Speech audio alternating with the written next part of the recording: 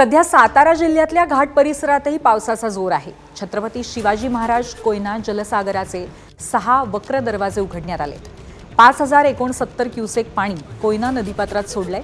धरणाची पाणी पातळी नियंत्रित ठेवण्यासाठी धरण प्रशासनाचा हा महत्त्वाचा निर्णय आहे। पायथा विद्युत गृहमार्गेही 1050 क्युसेक पाण्याचा विसर्ग यापूर्वी करण्यात आला होता। त्यामुळे सध्या कोयना नदीमध्ये एकूण 6129 क्युसेक पाण्याचा विसर्ग करण्यात आलाय।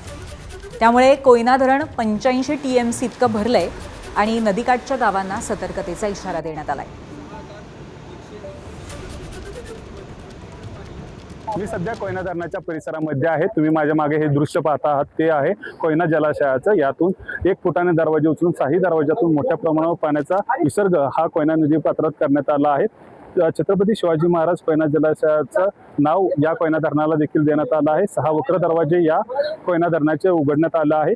1 फुटाने हे दरवाजे उचलून आता यातून 5079 क्युसेक पाण्याचा विसर्ग हा कोयना नदी पात्रात करण्यात येत आहे। कोयना धरण 105 टीएमसीचं आहे आणि यामध्ये सध्या 85 टीएमसीवर हे कोयना धरण पोहोचल्याचं देखील आपल्याला पाहायला मिळते।